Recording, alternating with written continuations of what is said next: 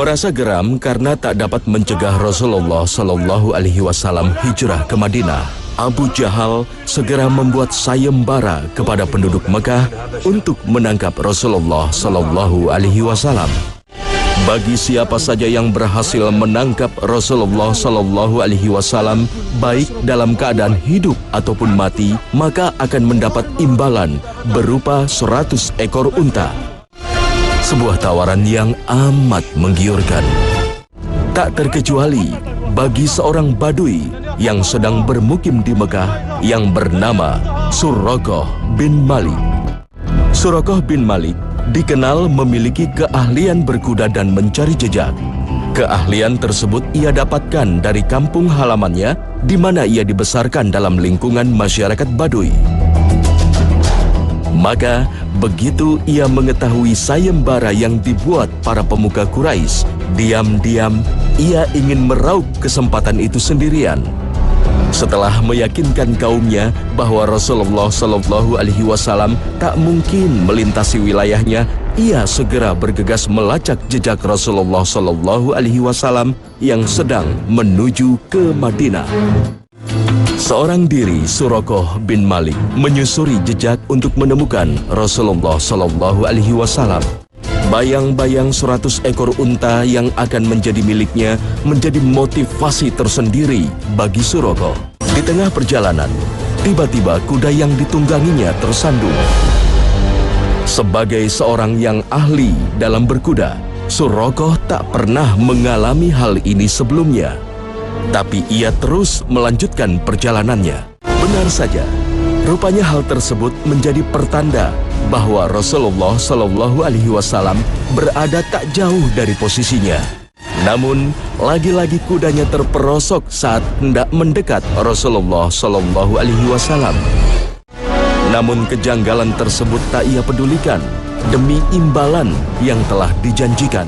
Sampai di satu titik di mana ia siap memanah Rasulullah Shallallahu Alaihi Wasallam, tiba-tiba saja tubuhnya menjadi kaku. Rabbil Ka'bati inna hadzal rajul mubarakun la sabila ilaihi. Hingga kali ini Suraqah benar-benar yakin bahwa orang yang ia incar bukanlah sembarang manusia. Ya Muhammad, ana Suraqah bin Malik, anzuruni ukallimkum. فوالله لا أريعكم ولا يأتيكم مني شيئا تكرهونه. وما تبتغي منا يا سراقة.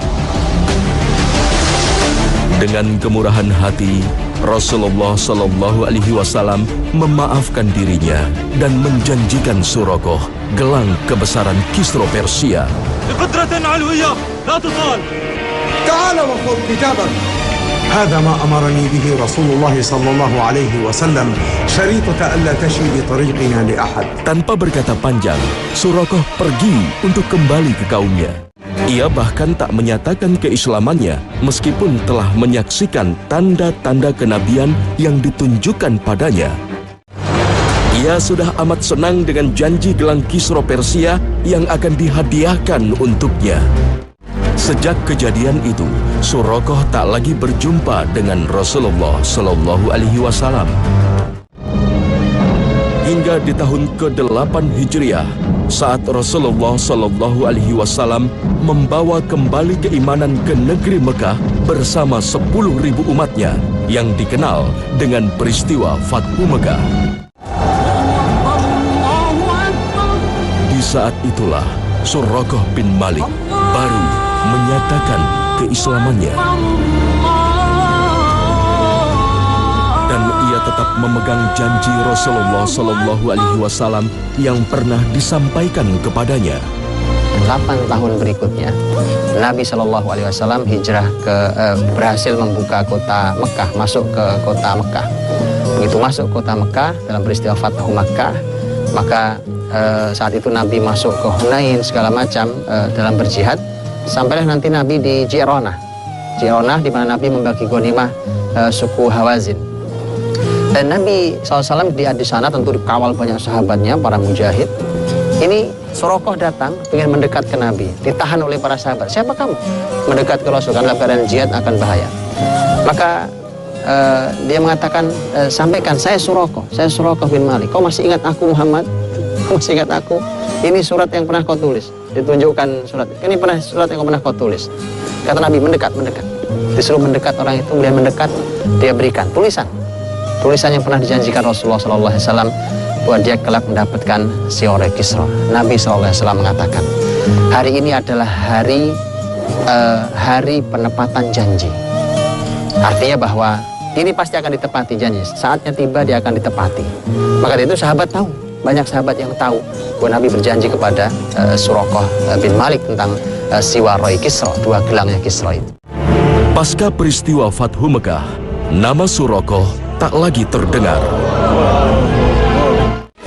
Kepemimpinan muslimin setelah wafatnya Rasulullah SAW diamanahkan pada sahabat mulia Abu Bakar As-Siddiq yang pernah menemani perjalanan hijrah Rasulullah SAW. 3 tahun Abu Bakar memimpin, Persia belum juga berhasil ditaklukkan muslimin. Pesan Rasulullah SAW bahwa muslimin akan menaklukkan Persia baru terwujud di tahun 14 Hijriah di masa kekhalifahan Umar bin Khattab. Saat itu, melalui perang Qadisiyah yang amat dikenal sejarah, 48.000 pasukan muslimin berhasil mengalahkan 130.000 pasukan Persia. Umat muslim pulang dengan rasa bangga sambil membawa harta rampasan yang berlimpah. Namun tak seorang pun berani menyentuh harta rampasan hingga Khalifah Umar yang membaginya. Di saat itulah, secara mengejutkan, Khalifah Umar memanggil Suraqah untuk memenuhi janji Rasulullah SAW. Qaba'u Kisra wa mintaqatuhu wa suwara wa tajuhu wa thiyabuhu. Hadha wa'du Rasulillah wa sadaqa Rasulullah. Dengan janji gelang Persia tersebut, Suraqah pernah mengurungkan niatnya untuk menyebarkan informasi keberadaan Rasulullah SAW pada Quraisy saat sedang hijrah ke Madinah. Allah tidak ingkar janji. Innallaha la yukhliful mi'ad. Allah tidak pernah ingkar janji. Rasulnya tidak pernah ingkar janji. Semua janji Nabi pasti terjadi. Maka kemudian diberikan kepada Suraqah gelang itu. Bahkan ada mahkotanya, kemudian juga pakaiannya, dan kemudian Suraqah yang telah masuk Islam di peristiwa Fathu Makkah itu, kemudian dia tentu sangat senang karena merasakan janji Allah dan Rasulnya. Bayangkan, dari Arab Badui sampai dia menyandang pakaian kebesaran milik Kisra, penguasa terbesar di zaman itu. Begitulah ketika kita ikut dengan Islam, kita bersungguh-sungguh dengan Islam, ketika kita dijanjikan Allah dan Rasulnya banyak janji-janji kebesaran, maka tidak ada janji Allah dan Rasulnya yang tidak terjadi. Pasti terjadi, dan pasti Allah dan Rasulnya menepati janjinya. Begitulah dakwah yang dilakukan Rasulullah SAW pada masyarakat Baduy yang jauh dari nilai peradaban. Rasulullah SAW memberikan teladan tentang perbedaan menyikapi masyarakat yang berilmu dan belum mengenal ilmu. Dikarenakan cara berpikir mereka sederhana, ilmu juga sangat sedikit, maka kemudian cara mereka bertanya juga tidak berat-berat. Kalau Nabi SAW duduk dengan para sahabatnya, hitunglah ada Abu Bakar, Umar, Utsman, Ali, Abu Hurairah, Anas bin Malik, sahabat-sahabat ahli ilmu. Ketika membahas tentang hari akhir, tentang hari kiamat, Nabi menjelaskan dengan detail tanda-tanda hari kiamat. Untuk orang Arab Badui itu terlalu rumit ilmu seperti itu. Mereka tidak masuk di kepala mereka. Yang ada adalah mereka datang langsung berkata, Muhammad mata sa'ah. Kapan kiamat Muhammad? Orang Nabi menjelaskan tentang ilmu buat mereka tidak cukup. Mereka, kapan kiamat? Sederhana. Asal mereka tahu kapan kiamat, mereka akan menyiapkan diri. Untuk itulah Nabi pun cara menjawabnya berbeda. Ini juga pelajaran. Hal yang sama, pembahasan yang sama, kalau kita membahasnya pada dua orang yang berbeda, bisa berbeda jawabannya. Ini menunjukkan cerdasnya seorang da'i, cerdasnya seseorang ketika menyampaikan Islam. Kalau yang bertanya Abu Hurairah, sahabat Nabi yang ahli ilmu, Nabi menjawabnya dengan tanda-tanda hari kiamat seperti ini dan seterusnya. Maka Abu Hurairah banyak meriwayatkan tentang tanda-tanda akhir zaman. Tetapi untuk orang Arab Badui ketika bertanya akhir zaman, toh Nabi kalau menyampaikan pun mereka tidak sampai di kepala mereka. Ilmu itu juga berat buat mereka, maka Nabi sederhana. Nabi mengatakan, "Wa madza a'adatta laha?" Kata Nabi, apa yang sudah kau siapkan untuk menghadapi kiamat? Jadi sudahlah, tidak penting kamu mempelajari sulitnya ilmu ini. Yang paling penting adalah siapkan dirimu untuk menghadapi kiamat ketika nanti tiba dengan sebanyak mungkin beramal kebaikan. Sederhana-sederhana seperti itu. Suatu hari datang orang Arab Badui, datang ke Rasulullah SAW. Kemudian orang bertanya banyak ilmu. Dia sederhana, dia mengatakan, beritahukan pada saya amal apa yang kalau saya lakukan saya masuk surga. Sambil dia menarik tali kekang unta Nabi SAW. Dia memaksa untuk unta berhenti. Dan ini memang salah satu karakter mereka, belum memiliki adab yang baik kalau belum tersentuh dengan pendidikan Rasulullah SAW. Para sahabat sangat beradab dengan Rasul, tapi dia tidak. Langsung dia ambil tali kekangnya, dia tarik unta berhenti. Nabi SAW menjawab, Nabi tidak marah. Nabi tidak mengatakan, kenapa kau hentikan, saya tidak.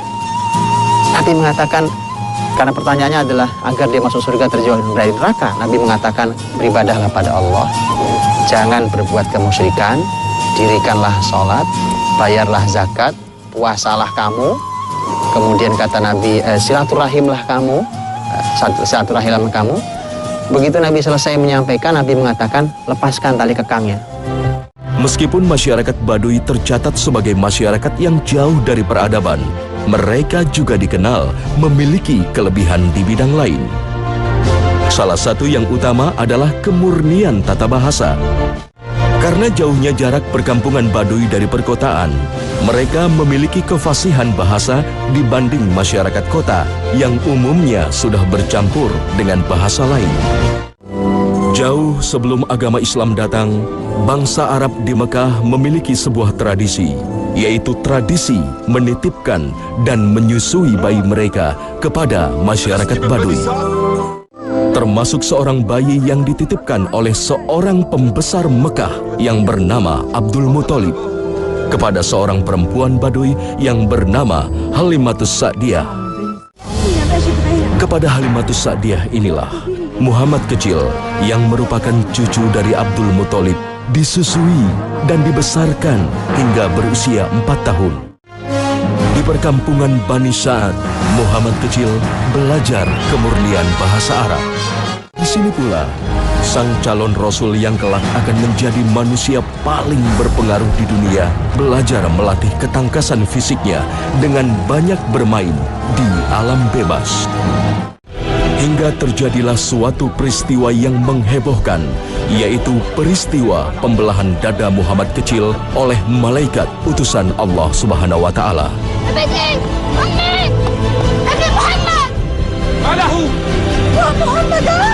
Di sini juga ada satu pembahasan yang menarik. Para ulama mengatakan bahwa terhindar dari penyakit-penyakit kota. Penyakit kota itu yang dimaksud saat itu adalah lebih pada penyakit akhlak kota besar. Kota besar carut-marutnya, pertikaiannya, pertarungan kepentingan, itu semua menyebabkan permasalahan itu kemudian disaksikan oleh seorang anak. Maka mungkin kalau boleh kita ambil sebuah pelajaran bahwa ternyata usia 0 sampai 5, hari ini kita menyebutnya usia balita, di bawah 5 tahun. Maka kita mengatakan bahwa ternyata Muhammad SAW di usia balita adalah usia dikarantina oleh Allah Subhanahu wa Ta'ala dari semua akhlak-akhlak yang jahiliyah, akhlak-akhlak yang rusak, diselamatkan di sebuah tempat yang masih lebih baik dibandingkan di Bani Sa'ad, dibandingkan di kota Mekah yang lebih rusak. Jadi pelajaran juga buat para orang tua bahwa hati-hati anak-anak usia balita yang kita sebut hari dengan usia emas mereka. Ternyata hati-hati ketika kita mendidik mereka, menghadapkan mereka pada banyak kemaksiatan, belum waktunya. Mereka belum siap, mereka baru tunas yang baru tumbuh. Tunas yang baru tumbuh harus Anda jaga. Karena kalau tidak, dia mudah sekali patah karena masih sangat terlalu muda, imannya masih sangat tipis. Belum waktunya untuk berhadapan dengan sulitnya kemaksiatan itu. Untuk itulah maka Nabi dibesarkan, dididik di keluarga besar Bani Sa'ad, di Halimatus Sa'diyah radhiyallahu anha, dan semua bekal yang didapatkan di situ itu semua bekal besar untuk saat beliau nanti menjadi Nabi. Masyarakat Baduy dengan segala kekurangan dan kelebihannya memiliki cara tersendiri untuk menyikapinya. Sejarah interaksi Rasulullah Shallallahu Alaihi Wasallam dengan masyarakat Baduy mengajarkan umatnya banyak hal dalam menyikapi masyarakat yang memiliki karakter seperti mereka. Hanya ketika orang-orang kasar seperti itu tidak kunjung taubat, bahkan mereka tetap melakukan kejahatan-kejahatan seperti beberapa Arab Badui yang oleh Nabi ditumpas. Mereka itu karena memang mereka sudah tidak mau lagi melakukan kebaikan-kebaikan. Mereka tetap bertahan dengan kejahatan mereka, dengan sifat kasar mereka, mengganggu perjalanan kafilah dagang, merampok. Maka yang seperti ini oleh Nabi diberikan tindakan yang sangat tegas dan sangat kuat. Itu dilakukan karena yang tidak ada pilihan yang lain, karena mereka sudah mendapatkan ilmunya, tetapi mereka tetap menjadi masyarakat pembangkang. Ini pelajaran buat kita semuanya, agar kita tidak buru-buru menggunakan ketegasan sebelum menggunakan kelembutan, tidak memberikan sebuah vonis sebelum kita menyampaikan ilmu kepada mereka.